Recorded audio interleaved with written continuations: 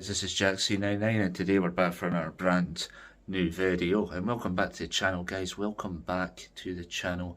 Make sure to like, share and subscribe. It was ended at the Tony Macaroni Arena yesterday, where the star man once again making 301 appearances, Martin Boyle, that's his name, and scoring his 75th goal in his Hibs shirt. Yep, 75 goals.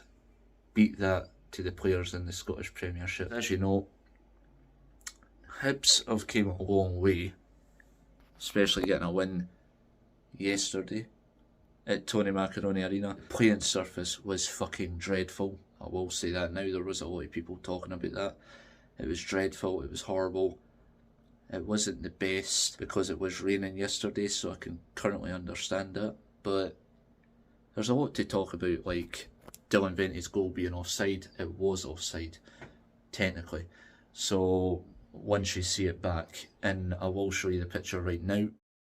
So yes, you can kind of see what I'm talking about with the offside goal. You can see how the lines have been drawn up. You can see where is offside, just the arm basically kind of going over, but there was a lot of people saying it wasn't offside. But when you look at the lines, I can I'm not really going to complain about it because it is deemed as offside. Obviously Martin Boyle's goal as well, a really good goal, you can't complain about it. And results went our way yesterday as well, where what I found funny was, right, is getting to see all the Hearts fans crying,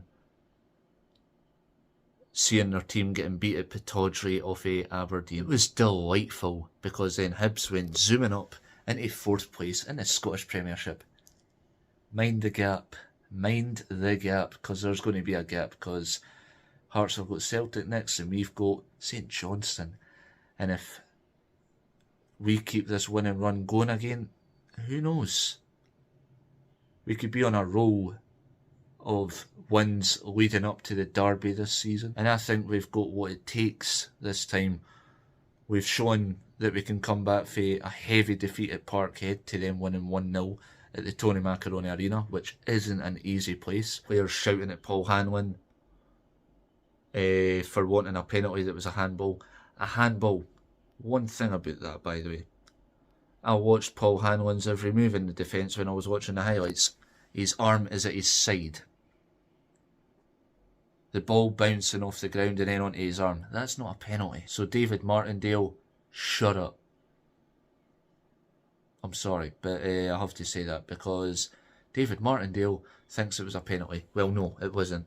And for the record, when Livingston wanted a penalty, when the player went down onto the ground, the foul leading up to that, was Joe Newell. But for fuck's sake, bro, it's good to see that VAR's starting to look at the foul leading up to the goal, and then Livingston try to look for as many penalties as possible out of 12th place in the league. It's not going to happen.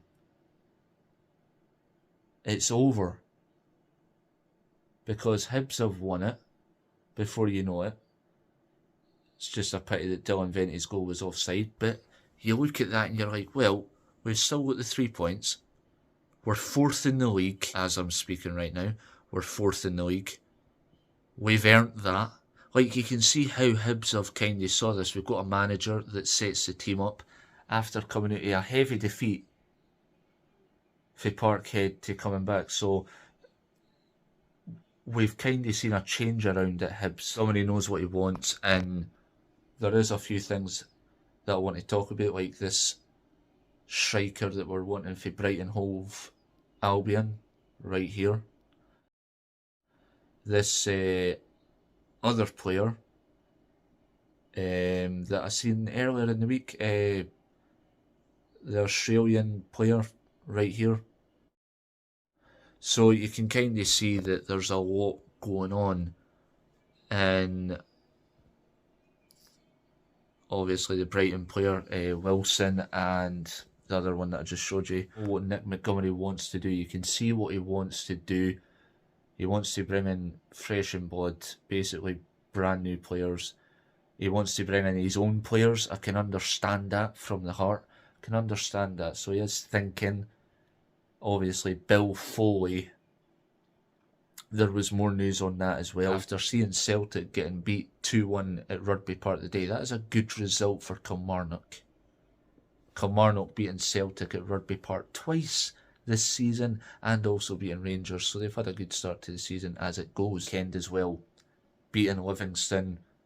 We've bet Aberdeen at home, we've done a lot, and Nick Montgomery has changed the infrastructure of Hibs, like letting more youngsters play and letting players that haven't really had the chance under the previous manager to actually get a run on the park and, you know, have a good game time and just see what they've got. And then Nick Montgomery's got the best out of Jair Tavares, Rory Whittaker, Dylan Venti, Martin Boyle, Lewis Miller. Hanlon had a good game yesterday. He did. That is enough. He did. He had a good time. Even although we've not seen him play as much, but he's done alright. And Joe Newell had a good game. Dylan Levitt was alright yesterday. He was alright. Basically every player that was on the park in the first half was alright. They done good. They done what they needed to. I know there was times where Livingston were really, really good, but still, they done what they needed to.